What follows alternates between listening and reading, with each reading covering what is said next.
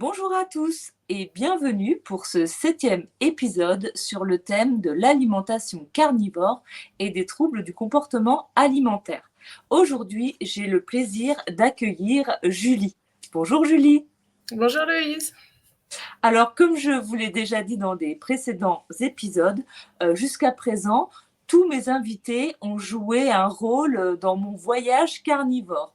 Donc, Julie, je l'ai rencontrée sur le groupe Facebook Carnivore France, que je vous invite tous à rejoindre si l'alimentation carnivore vous intéresse et si vous n'êtes toujours pas membre.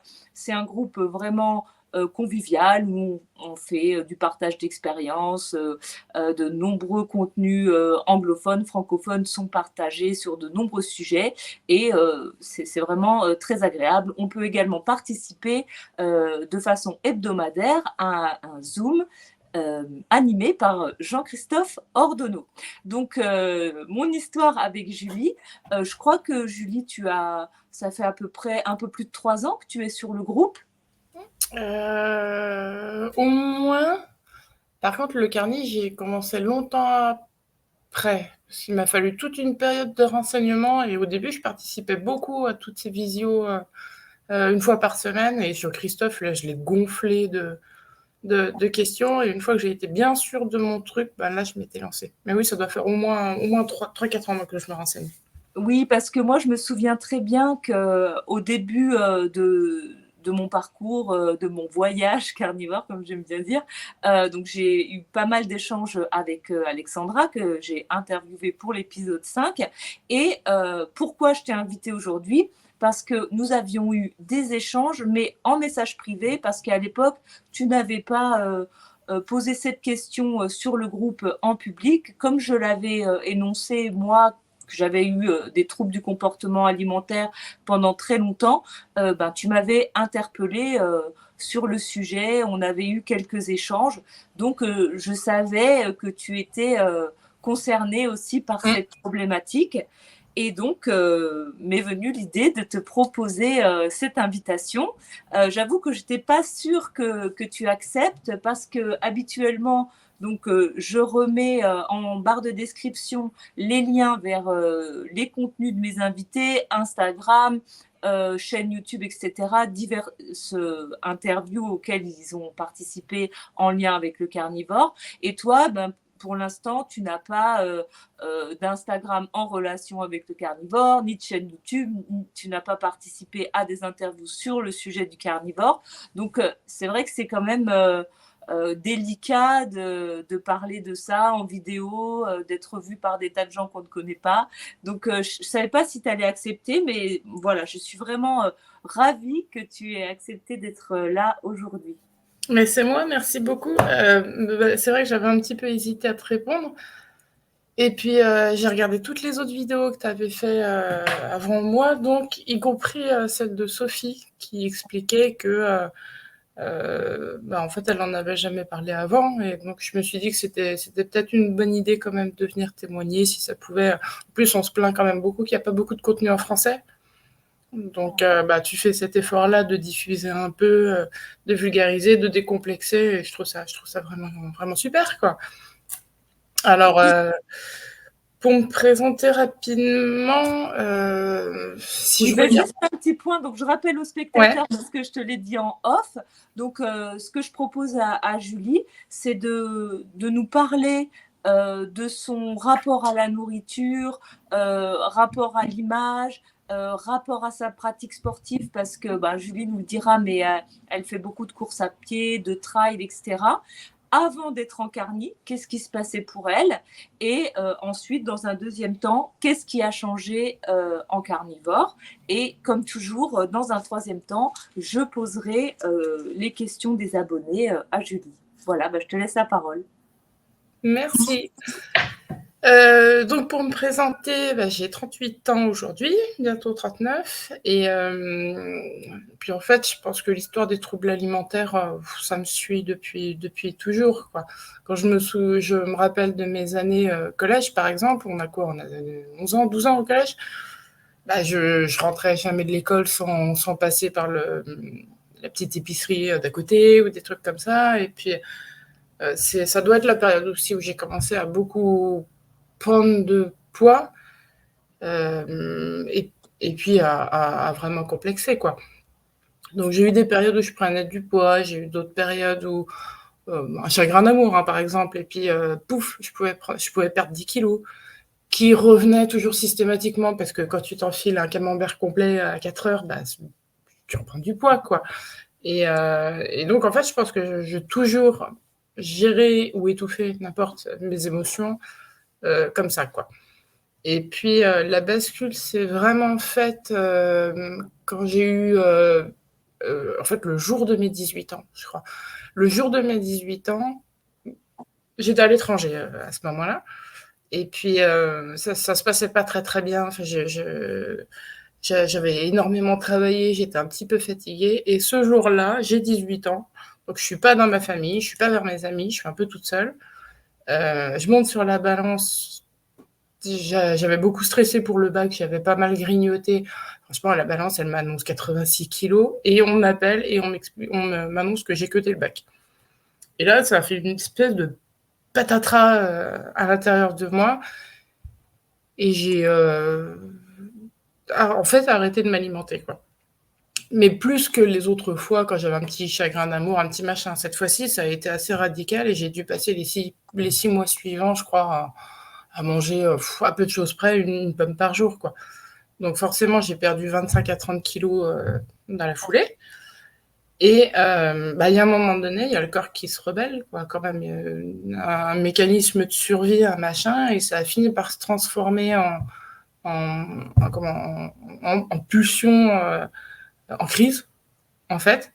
Et là, la bascule a commencé à se faire on est passé à de l'anorexie pure, très très restrictive, à plutôt de la boulimie. Et puis c'est à peu près la période où j'ai quitté le foyer familial et que je suis partie m'installer toute seule en tant qu'étudiante. Donc là, il n'y a plus personne qui te surveille. Tu n'es pas forcément bien dans ta peau quoi, à cet âge-là, tu vois, tu habites seule, c'est pas forcément ton truc. Et après, j'ai eu beau faire des psys, enfin, tout ce que j'ai pu essayer, j'ai essayé de le faire, mais ça ne m'a quasiment jamais lâché. Mais je me suis installée, je me suis mise en couple, j'ai eu des enfants, enfin, une maison, etc. Et j'avais beau avoir l'impression que je contrôlais ma vie et que je la menais quand même pas trop, trop mal, enfin, globalement, ça allait. C'était voilà, complètement resté ancré.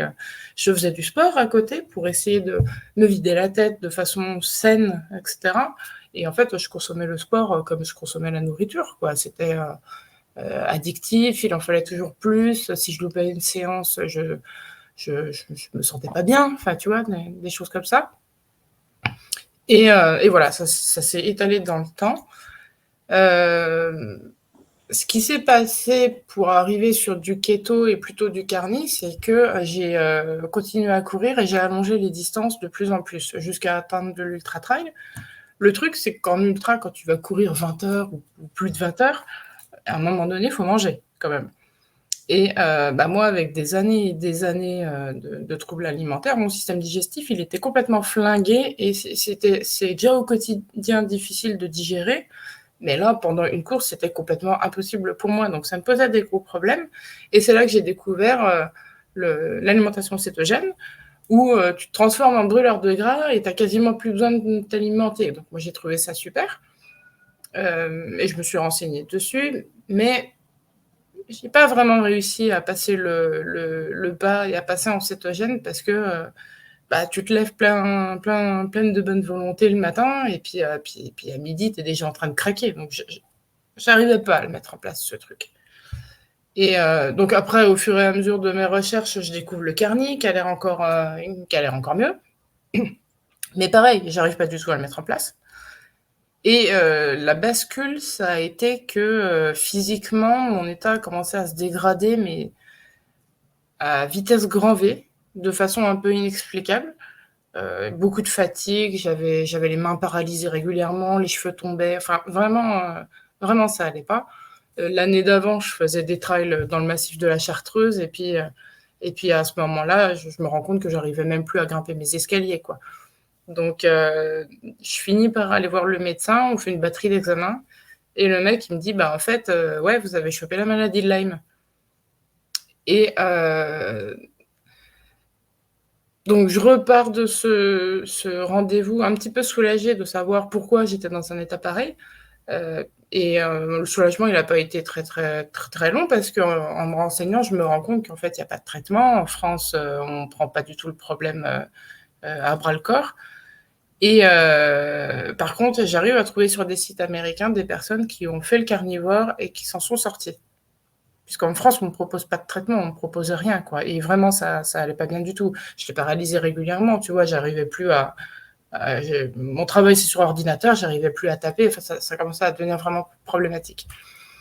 Et donc, quand en me renseignant, je me rends compte que finalement, le carni, ça peut être une solution aussi, c'est là que je suis vraiment passée carni, strict. Mais Sophie avait soulevé ce point-là dans son interview. Elle avait dit, bah oui, le carni, ça m'a sorti des troubles. Mais heureusement que je ne l'avais pas fait pour ça à la base. Sinon, je n'aurais pas forcément réussi à tenir. Je crois qu'elle avait dit quelque chose dans cet ordre-là. Et moi, c'est exactement ce que ça m'a fait aussi. J'ai fait le carni pour guérir de Lyme.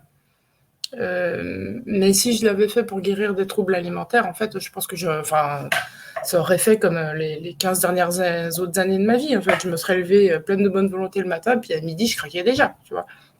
Oui, ça, c'est très intéressant ce que tu dis, parce qu'il y a beaucoup de... moi, je fais partie de ces personnes-là aussi. Je suis venue sur le carnivore pour régler des problématiques de constipation chronique, de crise d'hémorroïdes aiguës, et j'avais un peu mis de côté mes troubles du comportement alimentaire. Je pensais que j'allais vieillir avec et que je devrais toute ma vie bricoler avec ça. Et justement, comme il n'y avait pas de volonté de contrôle sur l'alimentation, ça a été un petit peu la cerise sur le gâteau, quoi. En plus de guérir de mes problématiques de digestion, mes compulsions s'étaient envolées. Et c'est vrai que c'est tout à fait différent pour des personnes, pour le lâcher prise, pour des personnes qui vont arriver sur le carnivore ou le cétogène pour guérir des compulsions alimentaires. C'est là où je pense qu'il faut actionner d'autres leviers. Et d'ailleurs, j'en profite pour te poser une question. Est-ce que pendant tout ton cheminement avant le carnivore, est-ce que tu avais essayé des thérapies, des psychothérapies? Parce que justement, oui. Sophie disait que le levier émotionnel était très important, qu'il ne fallait pas l'oublier, etc. Et pour toi, ça avait échoué du coup? Je pense que je les ai toutes faites. J'ai fait les TCC, thérapie comportementale. Enfin bon, j'ai fait les psy classiques. J'ai dévoré, je pense, à peu près tous les bouquins de développement personnel que tu peux trouver. J'ai essayé de me mettre dans la philosophie.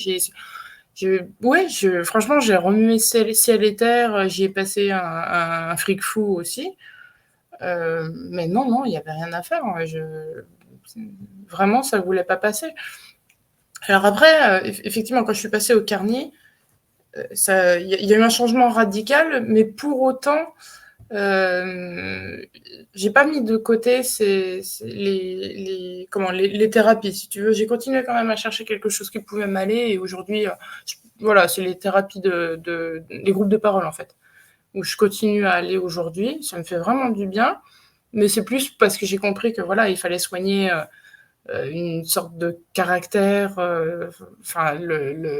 L'addiction, c'est un fonctionnement, tu vois, c'est un caractère. Donc, je continue à prendre en main tout ça parce que j'estime que j'ai encore des choses à améliorer. Enfin, bien sûr, évidemment.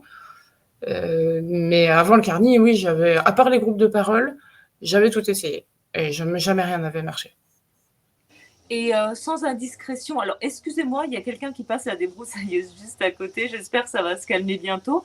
Et est-ce que c'est des groupes de parole? Parce que moi aussi, j'ai participé à des groupes de parole et ça a vraiment changé ma façon d'être au monde, ma façon de communiquer. J'en ai souvent parlé dans mes vidéos sur la chaîne, donc j'ai suivi la thérapie de Catherine Hervé. À distance, donc c'était pas en présentiel, c'était par Zoom. Et toi, c'est quel style de thérapie? Parce qu'il y a la gestalt qui marche, enfin qui peut fonctionner. Ouais. Le groupe de parole est vraiment indiqué pour les personnes qui souffrent de troubles du comportement alimentaire. Mais je te laisse nous dire quels sont ces groupes Le groupe dont tu parles, le groupe de Catherine, j'avais essayé de le faire parce que je l'avais vu il y a déjà longtemps en cherchant partout où je pouvais des solutions. J'avais découvert ce groupe-là. Ce qui m'avait un petit peu freiné, c'était qu'à l'époque, ça se faisait obligatoirement sur Paris. Moi, j'étais déjà plus à Paris, donc je ne pouvais pas y aller. Et puis, ça représentait un coût quand même non négligeable. Donc, j'avais jamais vraiment mis ça en place. Et là, ces derniers temps, bref, je regardais à nouveau des choses qui pourraient m'aider, je retombe dessus et là, je me rends compte que c'était peut-être suite au Covid, j'en sais rien, mais effectivement, elle était passée à distance. Donc, j'avais fait un week-end pour tester et j'avais pas accroché à la personnalité de Catherine. ouais, à la personnalité. En revanche, effectivement, ça a été une révélation, le groupe de parole, et je me suis dit, bon, c'est peut-être pas celui-là, mais c'est vraiment ça qu'il me faut. Et donc, j'ai continué à chercher, et en fait, je suis tombée, je savais pas qu'il existait ça. Tu vois, les alcooliques anonymes. Il Oui. existe une autre fraternité, spéciale bouffe, quoi, en fait, anorexique boulimique anonyme. Et c'est là-dessus que je suis allée, où tu appliques le principe des 12 étapes, des amis, de paramarène, etc. Et voilà. Donc, C'est très intéressant, je ne connais pas. Donc, si tu voudras bien, par message, me donner précisément le lien. Oui, je te le donnerai, mais écoute, j'ai l'impression d'avoir passé 15 ans sur Internet à farfouiller, à chercher des solutions, et je n'avais jamais trouvé ce lien. Enfin, c'est quand même limite d'utilité publique, donc il faudrait que ça soit peut-être un petit peu plus mis en avant, mais je l'ai trouvé par hasard il n'y a pas très longtemps, en faisant une recherche plus ciblée, quoi, groupe de parole, anorexie, puis peut-être que j'ai tapé une ville, enfin je sais plus, et là, pour la première fois, ce groupe est apparu, et voilà. C'est en distanciel ou présentiel, du coup? C'est par Zoom? Il y a les deux, en fait. Si toi, tu as la chance d'être dans une ville où il y a du présentiel, et tu vas avoir une réunion toutes les semaines ou tous les mois, enfin voilà. Moi, dans ma ville, c'est pas le cas. Il n'y a pas de présentiel, il n'y a pas de groupe, en fait. Et du coup, je participe aux visios. Ils en organisent combien? Je crois 5 par semaine.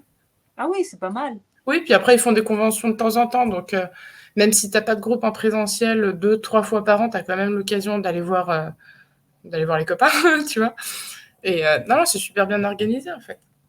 Ah oui, moi je connaissais pas du tout et comme toi, il y a peut-être même déjà 15 ou 20 ans de ça, je connaissais la thérapie de Catherine Hervé, mais c'était en présentiel à Paris. Moi j'habitais dans le sud de la France, donc il fallait prévoir un hébergement, un aller-retour en train, plus évidemment le prix du week-end qui était non négligeable, comme tu le disais. Aujourd'hui, je crois que c'est dans les 250 € le week-end. Ouais. Donc voilà, et sur 18 mois d'engagement, donc ça fait, je crois, 4 000 € en tout. Mais bon, si on le rattache à genre 50 € un psy par semaine, c'est pas plus cher, mais c'est vrai que c'est vraiment un budget à prévoir et c'est quand même conséquent selon son salaire. Donc, ça, c'est un bon. Est-ce que c'est gratuit Complètement gratuit. Ça, c'est vraiment une bonne information. En fait, c'est le principe de l'autosuffisance. Il y a différentes traditions dans les fraternités A. Et donc, tu as un principe qui est celui que la fraternité est complètement autonome. Donc, en fait, tu as un système de chapeau, tu vois. Ils donnent leur RIB à la fin de chaque réunion. Si tu peux, tu donnes quelque chose. Voilà, c'est mieux pour pouvoir payer les abonnements Zoom, les ci, les ça. Mais si tu veux donner 1 € symbolique par mois, tu donnes 1 € symbolique, quoi, tu vois. Ok, bon bah ça c'est vraiment une information capitale. Je pense que je convertirai en short cette petite partie pour que le plus grand nombre ait accès à cette information, surtout pour les personnes qui sont justement encore en détresse sur un régime cétogène ou carnivore. Moi je suis souvent quand même sollicitée par des gens qui font encore des crises d'hyperphagie. Donc je t'ai coupé dans ton élan. Donc on en était. Donc, tu arrives sur le carnivore pour Lyme et ça fonctionne. Donc, en fait, je passe 6 mois. Parce que au moment où je commence à me lancer, ça fait déjà peut-être 6 mois que j'ai mon diagnostic. J'ai commencé un traitement à base de plantes, mais avec une naturo qui a été formidable. ça me coûte un petit bras parce que les plantes, je les fais venir de Suisse, de Belgique. Enfin, tu vois, tout est interdit en France, donc je dois limite les acheter sous le manteau. Et donc, je continue à bien me renseigner sur le carni. Et puis donc, au bout de 6 mois, je me lance vraiment, mais je suis vraiment dans un sale état. Donc, en fait, je ne veux pas dire que c'est pas dur de tenir, mais ça s'est fait quand même assez facilement parce que les progrès étaient presque palpables, si tu veux. À ce moment-là, peut-être 2-3 fois par semaine, j'avais les mains qui, tu vois, complètement recroquevillées, qui bougeaient plus du tout. À chaque fois, ça durait 24 heures. J'avais des douleurs dans tout le corps. Et j'ai vraiment, mais presque senti mon corps se régénérer, quoi. Après, je m'étais peut-être fait des films ou pas, où c'est un raccourci, j'en sais rien, mais je me suis dit, bon, paralysie, douleur neuropathique, les nerfs doivent être touchés, bah, je vais manger du beurre. Donc j'en ai mangé, mais j'allais au boulot, je me faisais des thermos de café, mais il y avait moitié café, moitié beurre, en fait, dedans. J'en ai mis absolument partout. Ça a été aussi presque facile à tenir parce que je t'ai expliqué, en fait, moi maintenant j'ai une digestion de merde, si tu veux. J'ai vraiment bien attaqué mon système digestif, mais le carni, pour un volume assez réduit finalement, tu pouvais avoir largement ton comptant de calories. Tu n'avais pas besoin d'avaler une assiette complète pour être nourri, et c'était bien, en fait. Et je mettais vraiment du beurre partout, et ça passe tout seul. Limite, ça ne nécessite presque pas de digestion. Donc, ça a été confortable aussi. Et donc là, j'ai fait un bon 6 mois hyper strict de carni, pas de... On déroge pas, quoi, tu vois. Et du coup, là, tu t'es rendu compte, parallèlement à ça, que tu n'avais plus de compulsions, ou tu avais encore parfois des écarts, ou pas du tout à Alors, non, des compulsions, j'en avais plus. Pour autant, je sentais bien que j'étais pas guérie, enfin, si on peut dire guérie, mais je sentais que, comment dire, par exemple, on mangeait ensemble avec mes collègues le midi. Eux, ils sont pas carnés du tout, tu vois. Ils font des lasagnes. Ils terminaient systématiquement en faisant passer la tablette de chocolat. Enfin, et je sentais que c'était des produits qui me faisaient peur. Il fallait pas que ça m'approche de trop. J'avais peur d'y toucher. Donc je me sentais... Effectivement, j'en avais pas des troubles. C'est plutôt que je pratiquais pas mes troubles alimentaires. Mais je me sentais pas du tout en sécure. Donc je me rendais bien compte que j'étais pas tirée d'affaire, en fait. Et au bout de 6 mois, donc ça doit être à peu près la période où j'ai intégré l'EABA, justement, le groupe de parole, parce que je cherchais quand même quelque chose. J'étais pas sûre de passer le restant de ma vie en carni, mais il allait falloir que je trouve une solution, parce que j'allais pas pouvoir réintégrer des aliments peut-être un peu plus glucidiques sans que ça vire à la catastrophe. Enfin, je le sentais vraiment. Donc j'ai intégré les groupes de parole, fait d'autres choses, et petit à petit modifié d'autres trucs. Ce qui m'a beaucoup aidé, c'est qu'en guérissant quasi complètement de Lyme, aujourd'hui je vais super bien, c'est vraiment de l'eau et du vin, et ben j'ai pu reprendre aussi une petite activité physique. Et là oui, ça va beaucoup mieux, mais non, il n'y a pas eu de rechute. Ce qu'il faut préciser aussi, c'est qu'à un moment donné, tu as dû complètement arrêter la course à pied. Les 6 mois où j'ai fait du carni strict, c'était aussi sans course à pied. Et j'ai pas compté mes macros, j'ai dû le faire peut-être sur 3 jours, histoire de voir à peu près ce que ça donnait, parce que enfin, juste par intérêt, je crois. Et là, c'est vrai que je me souviens que j'avais été super étonnée, parce qu'à force de foutre du beurre partout, tes calories, elles explosent, mais très très vite, quoi. Et en fait, je m'étais dit, mais je dois être à 3000 ou à je sais pas combien de calories par jour. Et en plus, je cours plus. Et en fait, j'ai pas grossi, tu vois. Enfin, j'ai dû prendre 2 kilos, je crois, ou 3 kilos, et qui peut-être étaient les bienvenus, mais c'est tout. En fait, j'ai pas du tout enflé, quoi. C'est ça qui est souvent, moi je suis souvent, je veux dire, en relation avec une personne que j'apprécie beaucoup et qui fait beaucoup, beaucoup, beaucoup d'activités et qui a toujours des compulsions, même avec des aliments carnivores. Et parfois, je lui dis que ce serait peut-être une bonne idée d'arrêter l'activité. tu vois, parce que ça peut être très contre-productif, on sécrète plus de cortisol. Quand on a des troubles alimentaires, on a envie de... Souvent, j'aime bien dire, on dilue son addiction à la nourriture comme du sirop dans l'eau, avec un peu de sport, un peu d'achat compulsif, un peu d'autres addictions, du jeu ou j'en sais rien. Et par exemple, tu vois, moi, il y a un mois de ça, j'ai eu des problèmes de dos, de lumbago, cruralgie, enfin, je ne sais pas trop d'où ça venait, ça m'a étonnée, j'avais jamais eu ça de ma vie. Et en fait, habituellement, je fais quand même pas mal d'activités. Et donc, j'ai complètement arrêté mon activité. Mais aujourd'hui, où j'en suis dans mon voyage carnivore, ça ne m'a pas du tout angoissée. Je me suis dit, c'est OK, j'ai besoin de ça. Et parallèlement à ça, j'ai dû prendre quelques médicaments et tout. Et j'ai vraiment eu l'impression de gonfler, tu vois, d'avoir le visage bouffi, de me sentir serrée dans mes vêtements. Mais pas de... tu vois, comme si j'étais gonflée, quoi. Et en fait, je pense que c'est les médocs. Et donc, j'ai continué à manger comme je mange d'habitude, alors qu'avant, mais ça m'aurait angoissée totale. J'aurais essayé de changer quelque chose dans ma diète et tout. Et dès que j'ai arrêté les médicaments, tout est revenu à la normale. Et alors, autre chose, c'est que là, depuis, je sais pas, quelques jours, depuis que ça va mieux, quoi, mais j'ai une faim de loup. Et je mange, je mange, je mange.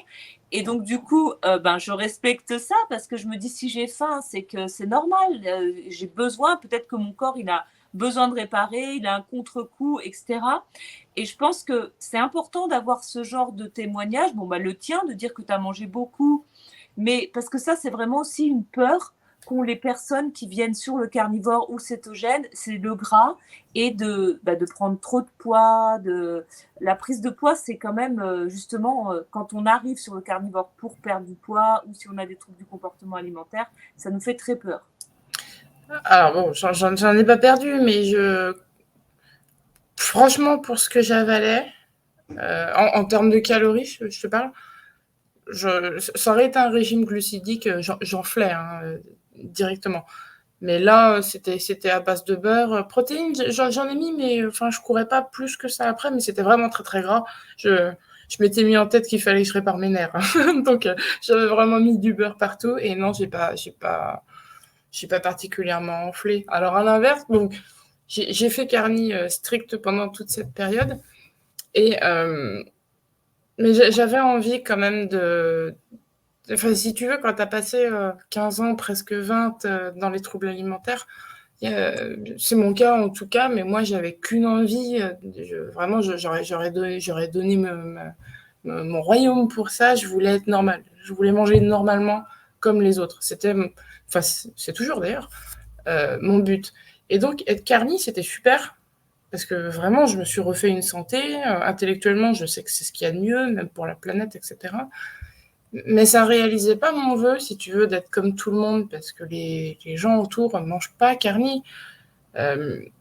Et donc, je sentais que j'avais une envie quand même de revenir à une alimentation plus conventionnelle. Alors, j'en suis pas à manger des pâtes, mais je te parle de réintégrer de temps en temps de la salade si j'ai envie, des cornichons, tu vois, un truc un peu plus, comme le commun du mortel. Et tu me parlais de rechute, et par contre, c'est vrai qu'il y a des moments où j'ai voulu peut-être trop vite ou de la mauvaise façon manger vraiment comme tout le monde. Ça va à un repas, si tu veux. Mais si ça s'étale sur plusieurs repas qui se suivent, je vais replonger directement. Ça Donc, réactive chez toi des compulsions. Oui, parce que déjà, je pense que l'envie de sucre ressurgit. Enfin, voilà, tes mauvais souvenirs ressurgissent. Il y a aussi que la digestion des glucides. Voilà, je digère bien la viande, je digère bien le gras. Et avec le temps, mon système digestif c'est quand même remis. Ben, les glucides, ça passe pas. Donc, je vais avoir une sensation d'être gonflé, voilà, des troubles de la digestion, quoi. Et en fait, psychologiquement, je supporte pas cette sensation de ventre distendu, de trucs comme ça. Et donc, aujourd'hui, je sais que non, ça passe toujours pas. Je peux accompagner des gens sur, je sais pas moi, une lasagne, un repas. Mais je vais pas faire ça tous les jours, quoi. Et je l'ai testé, et je peux vraiment te le dire avec assurance, c'est que je l'ai testé cet été. On est parti au Japon avec tout un groupe de personnes. Donc, j'étais pas seule avec ma petite famille, on était 18.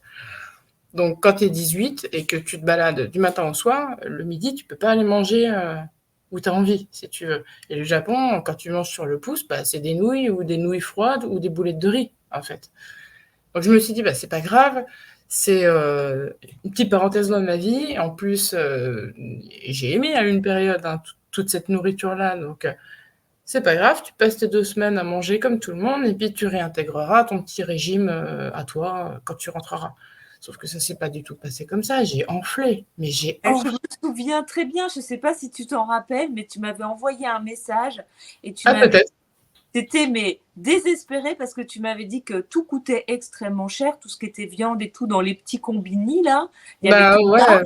et que tu m'avais demandé, tu crois que je peux fonctionner juste avec des œufs et du beurre? Et moi je t'avais dit, bah écoute, s'il y a que ça de dispo, fais ça parce que tu m'avais dit, je gonfle, je rentre plus dans mes pantalons. Oh non, mais l'enfer, l'enfer. En plus, il faisait 40 degrés, 80% d'humidité, donc vraiment, ça amplifiait le machin. Mais là où tous mes camarades, qui eux sont sur une alimentation classique au quotidien, allaient bien, moi, j'ai enflé dès les premiers jours. On est parti avec des amis, c'est quasiment tous des amis avec qui on fait du footing. Donc tout le monde avait pris ses baskets en mode on va aller faire des petits footings dans Tokyo. Et en fait, moi, je te jure qu'au bout de 4 jours, j'étais incapable de faire le moindre footing tellement j'avais de l'eau dans les jambes. Mais c'était mais impressionnant, quoi. Dès le matin, je me levais les jambes à peu près bien. 2 heures après, c'était déjà fini. Pouf, elles avaient gonflé, j'avais mal au ventre. Enfin, c'était une catastrophe, quoi. Dès que j'ai pu, j'ai laissé tomber tout ce qui était riz et tout ça, et je suis revenue à mon alimentation en me jurant bien de ne pas le refaire parce que vraiment, j'ai physiquement souffert, tu vois. Mais du coup, tu as réussi à trouver des alternatives ou c'était trop compliqué et tu as attendu d'être de Ah retour? non, c'était trop compliqué. Non, j'ai passé 2 semaines à souffrir, hein. Vraiment, vraiment l'enfer. D'accord, donc le Japon n'est pas trop une destination carni-friendly quand on n'a pas un énorme budget, quoi, si je comprends bien. Il aurait fallu que je puisse prendre un petit peu plus de temps pour chercher des endroits ou des restaurants qui pouvaient me permettre de faire mes choix. Mais quand tu es 18, en fait, il y a toute l'inertie du groupe, etc. C'est trop compliqué. J'y suis retournée, là, il y a pas très très longtemps. Là, j'étais toute seule. Bon, bah, j'ai fait ma vie et ça s'est très bien passé, hein. Là, je me suis pas laissée happer par les boulettes de riz. Mais c'est vrai que quand t'es nombreux comme ça et que tu peux pas, bah, si c'était à refaire, tu vois, je sais pas comment je pourrais me débrouiller pour pouvoir concilier carni et voyage de groupe. Aucune idée. Mais il est clair que je ne referai pas ça. De toute façon, je ne reprendrai pas une alimentation classique 2 semaines d'affilée. C'est pas possible. Donc du coup, donc voilà, là, tu te considères, parce que tu m'as dit plusieurs fois, carniflex. Donc, si tu veux, donc maintenant que tu as trouvé ton équilibre avec le carnivore, je reviendrai dessus. Donc en barre de description, très important, que tu as ce soutien par les groupes de parole.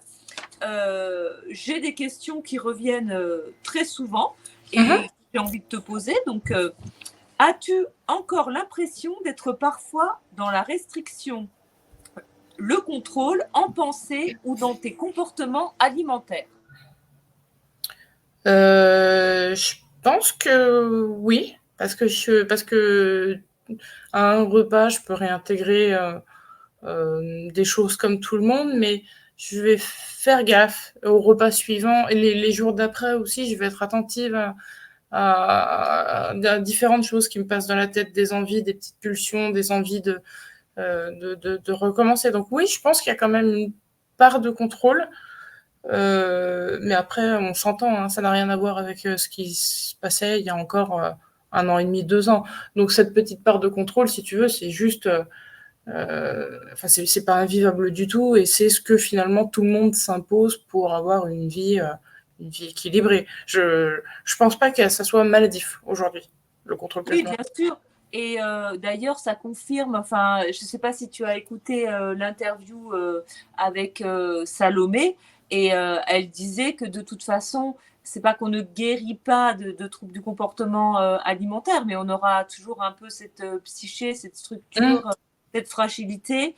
Et elle disait que de toute façon, elle avait besoin de ce contrôle dans sa vie aussi, parce qu'elle avait besoin de cadre, elle avait Mmh. besoin de routines très précises. Et c'est OK. Comme tu dis, si maintenant, bah, tu es OK avec ça et que ta vie est plus douce comme ça, eh ben, on peut aussi mettre du contrôle dans sa Je vie. suis OK avec ça, mais voilà, j'ai quand même l'impression qu'il y a deux parties de moi qui se battent. Tu as la partie quand même intellectuelle qui sait que le carni est mieux pour moi, et en plus de ça, ça m'aide dans mes troubles. Puis tu as la deuxième partie qui rêve encore un peu d'être normale et puis de manger comme tout le monde, et les deux s'entrechoquent un petit peu, tu vois. Donc voilà, je fais gaffe, mais je sais que j'ai encore ces envies de terminer le repas par des gâteaux, comme tout le monde, quoi. Enfin, ou presque. Donc voilà, j'essaie de ne pas écouter cette petite voix, et voilà. Alors, bah, du coup, est-ce que tu peux nous donner une journée type dans ta journée, quand tu es dans ta routine, on va dire, hors invitation, ou comme tu le dis, tu peux manger une part de lasagne sur un repas, mais après tu reprends ton petit rythme. Donc, qu'est-ce que c'est pour toi une journée, voilà, type en carniflex ou carnivore, comme tu voudras? Une journée type, c'est déjà c'est 3 repas par jour, et c'est non négociable. Bon, il n'y a pas de jeûne, il n'y a pas de rien de tout ça. Quand j'ai pris le carni strict, là, en fait, je grignotais quasiment toute la journée, je pense. Des petites portions, du café hyper gras, enfin, c'était plutôt du beurre au café, hein, tellement j'en mettais, et c'était tout au long de la journée, pour pas surcharger l'estomac trop, parce que voilà, et pour ne surtout pas avoir faim, parce que je voulais pas craquer, il fallait être strict. Aujourd'hui, ça va être 3 repas. Et ça va être, en gros, le matin, c'est toujours la même chose. C'est des œufs et du bacon, des œufs brouillés et du bacon. Puis en général, j'en fais beaucoup parce que mon gamin adore ça aussi. Donc lui aussi, il part au collège en carni. Et puis après, le midi et le soir, ça va être de la viande, ça va être encore des œufs si j'en ai envie. De temps en temps du poisson, mais le poisson, j'adore ça, mais il m'en faudrait vraiment beaucoup pour être calé. Donc Ouais. c'est quand même pas cadeau, on va dire. Je mets toujours du beurre dessus et du fromage. Il y en a, franchement, pour être honnête, il y en a midi et soir, hein. D'accord. Tu manges donc, tu fais un carnivore avec produits laitiers. Ah ouais, avec produits laitiers, on habite en plein centre-ville, et du coup, on va chercher notre comté au marché. Chez un producteur, on va toujours vers le même.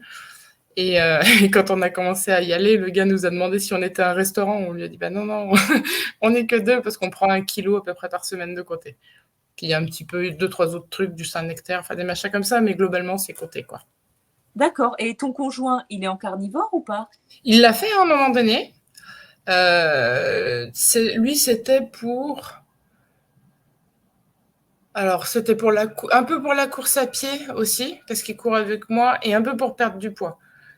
Et en fait, il a perdu vachement de poids, quoi. Bah, Alors, les hommes, comme les hommes, ils ont rarement eu des troubles du comportement alimentaire, et qui souvent, ils n'ont pas fait beaucoup de régimes. Alors, je ne dis pas que les hommes n'ont pas de troubles du comportement alimentaire, parce que j'ai eu des messages où on m'a dit non, mais c'est pas que les femmes, les hommes aussi, bien oui, sûr. bien sûr.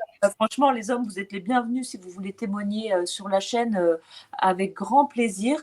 Mais ce que je voulais dire, c'est que bien souvent, les hommes, ils ont moins multiplié les régimes que les femmes en proportion. Et du coup, ben, dès qu'ils tentent quelque chose, j'ai une copine qui dit les hommes, ils enlèvent le beurre dans les pâtes, ils maigrissent. Enfin Non, bon, mais voilà. c'est ça, hein, c'est ça. Et ça marche plutôt bien. Mais donc, il est revenu à une alimentation standard. Oui, je pense qu'il a eu. Lui, si tu veux, il n'a pas ni problème de santé, ni problématique alimentaire, ni rien du tout. Donc, par contre, il a un super coup de fourchette. Donc, en fait, vraiment, je ne vais pas dire que ça nous coûtait une blinde, parce que tu peux toujours trouver tes façons de faire, mais ouais, il pouvait dégommer le rôti, quoi. Donc à un moment donné, c'est lui, je pense qu'il avait envie de varier, et puis qu'il a dit, bon, il n'y a pas de raison de s'interdire les légumes. Puis c'est pas un bec sucré, si tu veux, à côté de ça. Donc il est revenu à une alimentation plus classique. Il mange du pain, mais pour le reste, ça va être des légumes. D'accord. Et comment ça se passe avec ton fils? Est-ce que tu essaies de lui transmettre Mmh. des notions au niveau de la nourriture ou tu le laisses complètement libre et de Alors faire là, c'est plus ses propres compliqué. choix? On n'ose pas trop mettre les pieds dans le plat. Il voit comment nous on mange. Donc en fait, c'est un gros, gros viandard. Enfin, les chiens font pas des chiens de toute façon. Puis le matin, bah, par exemple, il est carni hein, avec les œufs brouillés que je lui fais. Par contre, il est à la merci des informations qu'on lui donne à l'école, etc. Et quand il est persuadé qu'il y a encore glucides simples, glucides complexes, etc. Alors, il est très, très sportif comme gamin. Franchement, là, à 14 ans, tu verrais comme il est taillé. Et, bah, et voilà, il est persuadé qu'il faut du sucre. Donc, on lui en parle un petit peu doucement, on lui distille des petites informations, mais sans lui prendre la tête non plus, parce que aujourd'hui, moi, je suis stabilisée, ok, mais ça n'a pas toujours été le cas. Et si tu veux, je pense il a dû être témoin de, enfin, obligatoirement, il a probablement été témoin de certaines choses euh, pendant quand même de nombreuses années. Maman a changé d'alimentation, super, mais je vais pas trop lui prendre la tête avec ça. Et je vois aussi qu'il fait du sport un peu de la même façon que moi je l'ai fait à une époque.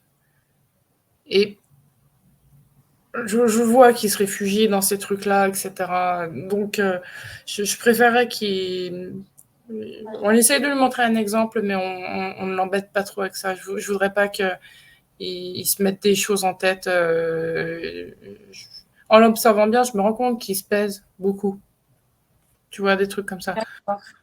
Donc, je préfère qu'il reste un peu à l'instinct, qu'il mange plus avec son ventre qu'avec sa tête, quoi, si tu veux. Donc, de toute façon,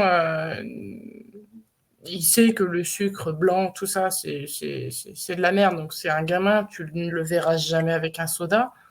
Donc, je me dis que, bon, déjà, comparé aux autres gamins de son âge, il mange déjà très bien, quoi, tu vois. Et puis, s'il veut explorer un petit peu plus le champ de la nutrition, il le fera, mais non, je l'emmène pas là-dedans. Oui, jusqu'à présent, bah, les trois mamans que j'ai interviewées bah, se rejoignent sur le fait de laisser la liberté à leur enfant, d'être plus inspiré que contraint Mmh, de c'est ça. suivre. Alors, il y avait, comment dire, bah, Mélina qui laisse Mélina, oui. la liberté, Perrine qui a quand même une petite guideline où elle propose de manger toujours en premier la viande et Mmh. ensuite pouvoir accès à d'autres aliments. Et Alexandra, bon, ses enfants sont plus jeunes aussi. Donc, elle, pareil, elle leur laisse la liberté, elle fait des gâteaux avec eux. Et c'est vrai que moi, j'ai pas d'enfant, donc je peux pas réagir sur la question, mais peut-être c'est plus sage d'être inspirant plutôt que, voilà, souvent il y a des périodes de la vie d'un enfant, d'un ado où on est un peu dans l'opposition. Donc ça peut être contre-productif de se voir contraint à une alimentation qu'on n'a pas forcément choisie, qui n'est pas celle des copains, etc. Ça, une fois que tu es passé dans les troubles alimentaires, tu as vraiment trop peur de provoquer des obsessions à ton enfant. Donc c'est vrai que je sais pas ce qui est le mieux, mais moi j'ose vraiment pas aborder le sujet en fait. Je voudrais pas voilà, qu'il ait des obsessions. Ok, eh bien merci. Et donc, pratiques-tu le jeûne intermittent? Tu m'as dit que non. Trois Non, repas. jamais. Non, mais alors moi, le jeûne alors moi je fais que 2 repas, mais je mange.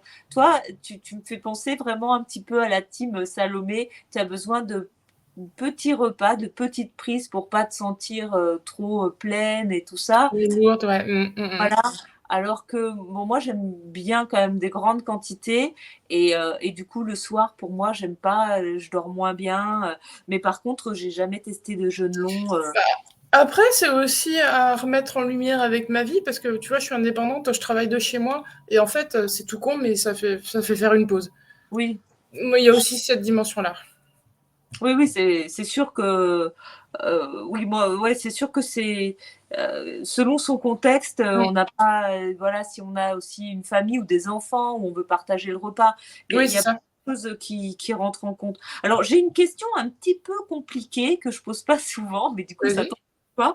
C'est les bénéfices et les inconvénients dont on ne parle pas. Ça, c'est une Donc, on ne question. parle pas. Oui.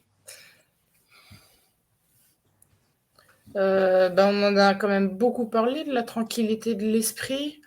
Euh, Après, dont on parle pas au niveau de la santé, par exemple.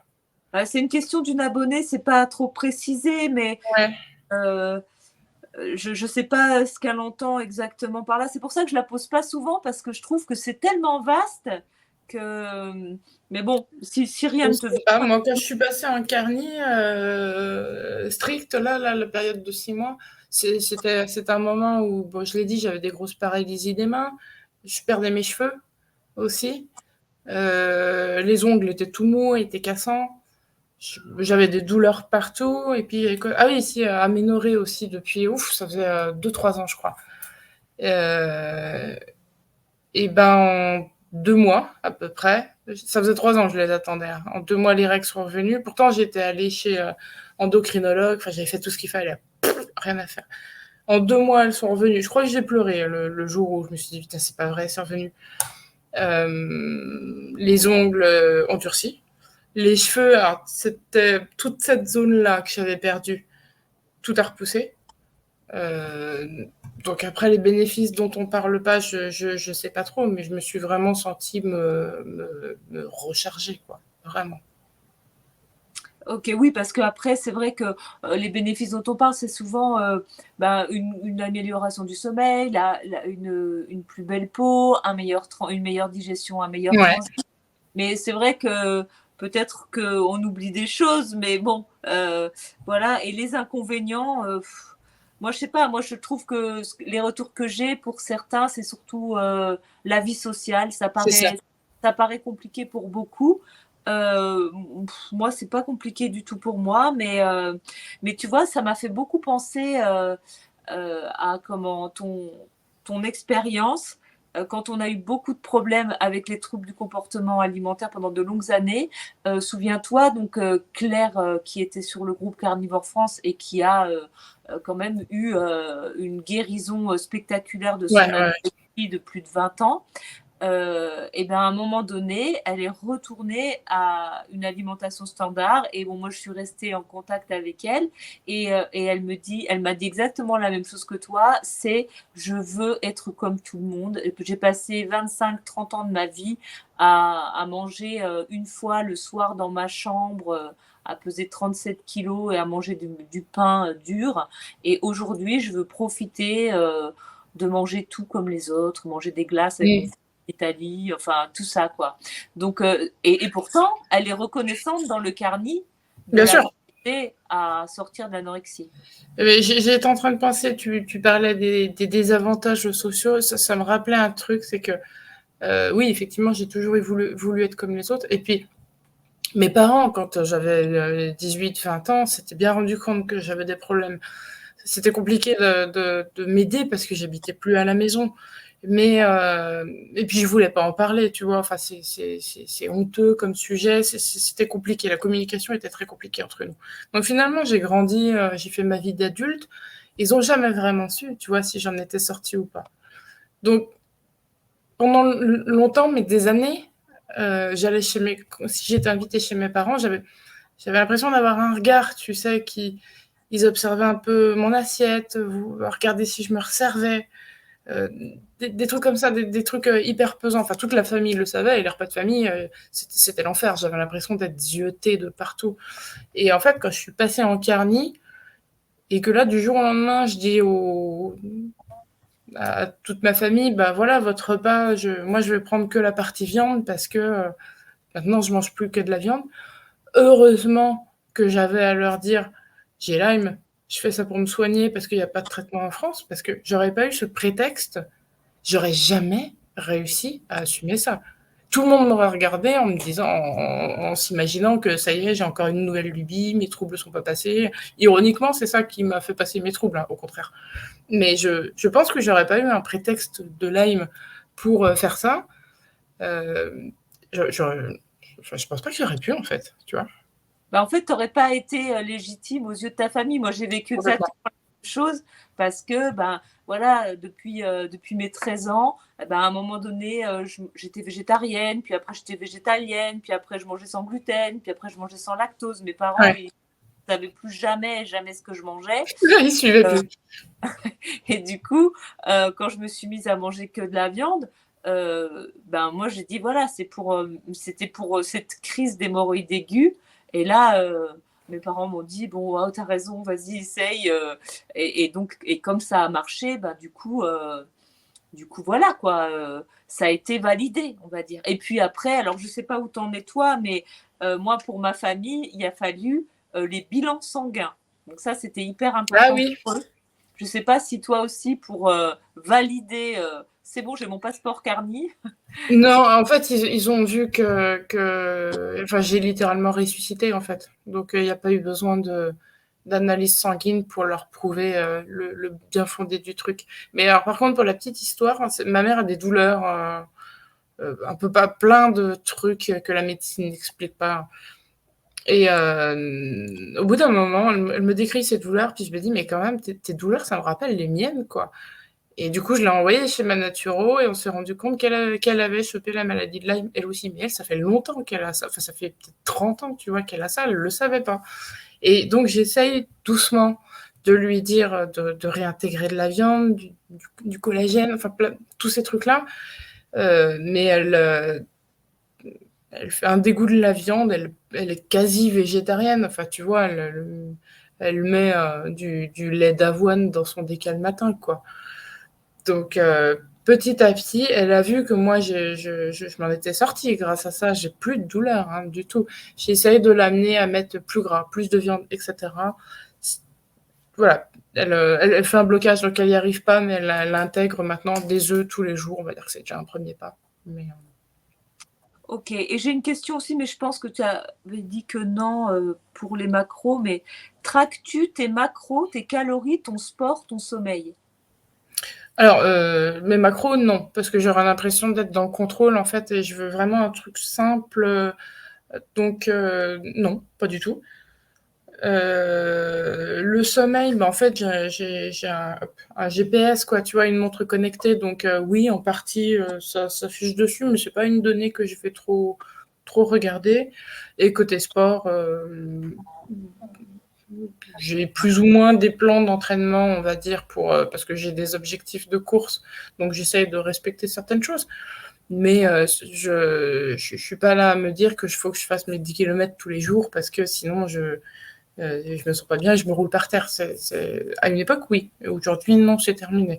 D'ailleurs, j'ai des objectifs de course et ça m'empêche pas d'avoir diminué la course cette année parce que j'avais envie de me réinscrire au judo. Donc, tu vois, ça n'a rien à voir. Je m'entraîne pas du tout pour faire de la bonne façon, si je puis dire. Mais j'avais envie d'y retourner, de m'amuser. Euh, à une époque, ça me faisait pas du bien parce qu'au judo, il y a des catégories de poids, tu sais. Donc, quand j'étais ado, c'était compliqué. Tu faisais la course à perdre 2 kilos.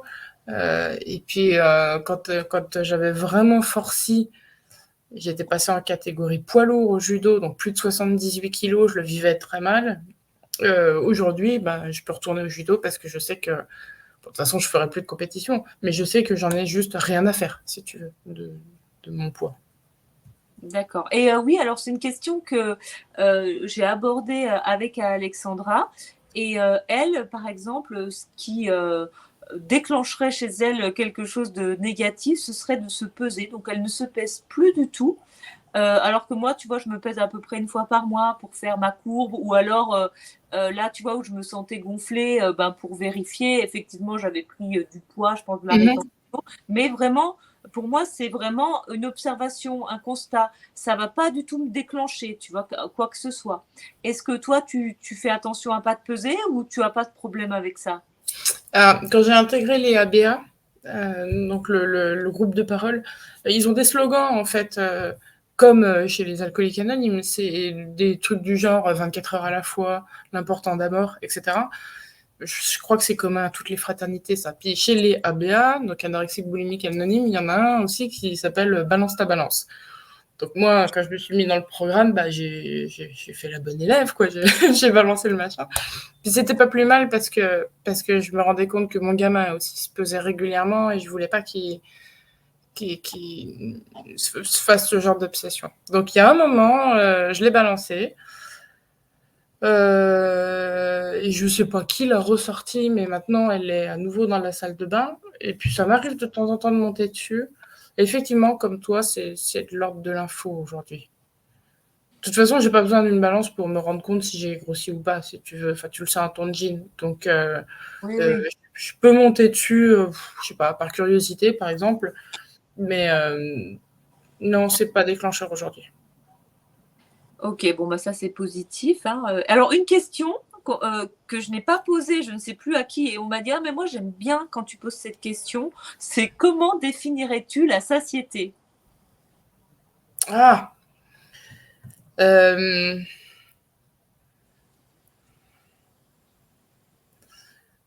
La satiété chez moi, ça va être, je pense, quand j'ai fini un repas, presque plus faim ou un tout petit peu, mais vraiment, la façon dont font les Japonais, en fait, ils mangent à 80%, tu vois, le hara hachibu, comme on dit, manger à 80%. Donc ça va être plutôt cet état. Et si je vois que... mais physiquement, si tu veux, j'ai pas trop de sensations, oh tiens, c'est la satiété. Enfin, c'est pas un truc que je sens, mais c'est plutôt un état. Si j'ai à peu près mangé à 80% du ventre et que je suis capable de rester à table en me faisant un thé, par exemple, en discutant avec les personnes qui sont autour de moi, calmement, sans avoir envie de repiocher quelque part, bon, voilà, je sais que le repas est fini et puis tout va bien. Mais si je suis un peu nerveuse autour de ma tasse de thé ou ceci ou cela, ou que je vais pas écouter ce que me disent les gens, enfin, là, non, il m'en manque, en fait. Et c'est là que je vais me rendre compte que j'ai pas assez mangé. Mais c'est plus un état émotionnel qu'un état physique chez moi. D'accord, ok. Et du coup, donc pour ce que tu appelles ton carniflex, donc en gros, c'est plutôt une sorte voilà, de cétogène, mais sans aliments sucrés, avec seulement des végétaux, un avocat, un peu de salade, un peu de cornichon, un peu d'olive, choses comme ça, ou parfois tu te fais quand même, je sais pas, un yaourt coco avec des myrtilles, ou tu manges pas de goût sucré. Il y a quasiment pas, enfin en tout cas pas chez moi. Enfin si, il y en a pour les autres, hein, si tu veux. Mais moi quand je suis chez moi, j'en prends pas. Quand je dis carniflex, c'est oui parce qu'il va y avoir quelques légumes de temps en temps ou le rôti. Je vais adorer mettre plein d'oignons à l'intérieur de la casserole. Enfin tu vois des trucs comme ça. Et par contre dehors, si on va au restaurant et que je peux avoir du tartare, bah c'est parfait, je prends du tartare. Mais s'il n'y a pas cette possibilité où tu es invité, par exemple, chez quelqu'un, tu vas pas choisir le menu, je prends tout ce qu'il y a, vraiment sans me prendre la tête. Mais chez moi, c'est carni avec un accompagnement, histoire que l'assiette ait quelques couleurs, mais c'est très très light. C'est plutôt dehors. Ok. Et tu me disais, pour terminer, parce que j'ai fait le tour des questions, tu me disais quand je t'ai contacté que tu préparais une nouvelle course et que tu avais envie peut-être de la faire en total carni, alors un petit peu avant, pendant, comment tu veux t'organiser? C'est pour observer s'il y a une différence par rapport à tes performances de d'habitude. Est-ce que tu peux Ouais, m'expliquer? alors là, c'est vraiment de l'ordre de l'expérience, parce que bon, voilà, je sais que je peux aller courir, parce que je m'entraîne, donc le mois dernier, on a fait un semi-marathon avec une copine.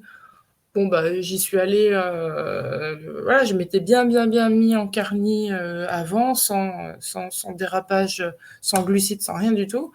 Et puis le matin de la course, bah, elle a mangé des pâtes hein, au petit-déj, pendant que moi je suis restée complètement à jeun pour le coup. Puis j'ai fait ma course à jeun. Bah, écoute, c'est passé crème. Hein. J'ai pas de. De toute façon, t'as pas un mur au bout de 20 km, mais là, pour le coup, j'avais vraiment, c'est passé super bien. Et du coup, là, j'aimerais bien. On fait le marathon du Mont Blanc à la fin du mois, là, fin juin.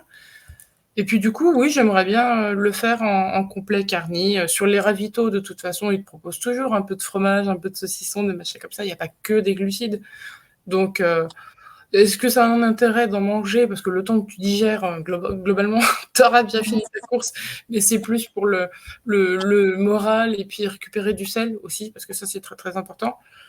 Mais ouais, je pense que je vais la faire. Et je pense que ça va bien passer. Hein, sur les entraînements que je fais là, déjà, je vois que je peux passer 4 ou 5 heures sans me ravitailler. C'est pas un problème. D'accord. Et tu vas être strict aussi, peut-être la semaine avant ou juste pendant la Ah oui, course? oui. Oui, Ah oui, non, pour arriver. Enfin, le mot peut-être pas bon, mais les réserves vides, si tu veux. Je vais pas me faire des pâtes la veille. Hein. Non, non, je oui, vais. oui. Ok. Eh ben, écoute, je te recevrai avec plaisir pour débriefer si tu veux. Si je fais une autre thématique d'interview, pourquoi pas, plus axé sport. Bon, moi, je suis pas une grande sportive, hein, mais je fais un peu de mouvement dans ma vie, mais Oui, tu c'est fais pas. beaucoup de balades. Oui, voilà, je me balade, un peu de rando, je nage, mais bon, des fois quand je partage, tu vois, mes doutes, ah bah tiens, j'ai mal au dos et tout. La dernière fois, on m'a dit oui, mais bon, faut pas chercher quand même. Quand on se trempe dans une piscine et que juste on va se balader, forcément, on n'a aucun muscle et forcément, ça casse quelque part. Donc, ça m'a un peu remis en question par rapport à ma pratique. Voilà, faire de l'activité pour les uns n'est pas synonyme de faire l'activité pour les autres. Quoi. Certains, si tu fais pas Mm. 5 séances de musculation, bah, tu fais pas du sport, tu vois. Donc moi, je préfère dire que voilà, je mets du mouvement dans ma vie, mais de façon, on va dire, voilà, c'est juste pour le plaisir, pour le côté du moment présent, mais c'est plus du tout dans l'addiction ou ni. Ouais, ça me fait penser. Alors, je sais pas si c'est intéressant à soulever, mais donc tu sais, il y a toute la partie, le moment où j'ai voulu me rétablir, j'avais complètement arrêté le footing. Quand j'ai vu que j'ai commencé à aller mieux, c'est ma passion, hein, le trail, évidemment, j'ai voulu y retourner. Et en fait, en étant guérie quand même de pas mal de troubles, plus à l'écoute, plus sage aussi, hein, parce que ça aurait pu aller beaucoup plus loin, cette histoire-là. Je me suis rendu compte assez vite que la course longue stressait. Tu sais, tu as vraiment du cortisol et en fait, je l'ai vraiment senti. J'avais vraiment des envies, des besoins de récompense, des trucs comme ça. Et c'est aussi pour ça que j'ai repris le judo, c'est que je voulais continuer une pratique sportive, mais je me suis dit qu'il n'allait pas falloir faire que du sport d'endurance long, etc. Ça allait me faire replonger en fait. Mhm. Et du coup, j'ai intégré un autre sport dynamique à côté, voilà, qui est pas du tout la même chose. Je repars, je suis éclatée du judo, mais j'ai pas cette sensation de stress que j'ai quand après certaines sorties longues en course à pied. D'accord, c'est intéressant ce que tu dis. Donc je fais gaffe à pas faire que de la course. Je pense qu'aujourd'hui, tu vois, ça me ferait plonger assez D'accord. facilement. Mais bon, tu fais quand même, je veux dire, le marathon du Mont Blanc, il y a quand même un énorme dénivelé, j'imagine. C'est Oui, oui, il y en a pas mal, mais bon, moi je viens de l'ultra, tu sais, oui, oui. on faisait des 120 bornes, des trucs comme ça. Donc, puis attends, quand tu regarderas mon classement, tu peux commencer de la fin, hein. Je serai au bout. Je fais pas du tout des performances, c'est juste pour le plaisir hein, aujourd'hui. Oui, oui, mais bon, tu as le mérite de le faire quand même. Tout le monde ne court pas 42 km, 120 km. C'est quand même, tu peux être fier de ça. Et eh bien, je te propose, est-ce que tu veux dire un mot de la fin? Bah, pour tous ceux qui seraient encore dans ces thématiques-là, ces problèmes-là, moi je dirais que le carnet, ça m'a énormément aidé, quasi tiré d'affaire. Mais c'est parce que j'avais un autre objectif qui était de soigner Lyme. Autrement dit, j'avais l'esprit occupé, obnubilé par ça. Et une fois que je n'ai plus ça, j'aurais pu replonger, mais heureusement, ça n'a pas été le cas, puisque c'est au moment où moi, j'ai rencontré les ABA. Mais je conseillerais vraiment à tout le monde de cumuler l'aspect alimentaire, l'aspect émotionnel, l'aspect relationnel, etc. Et de pas espérer trop d'une seule approche unique. Il faut vraiment, je pense en tout cas, prendre le problème sous différents prismes. Oui, tu es vraiment, je trouve, alors je ne sais pas si ce sera le dernier épisode, peut-être qu'il y aura un rebondissement, parce que normalement, ça devait être le dernier épisode Oui.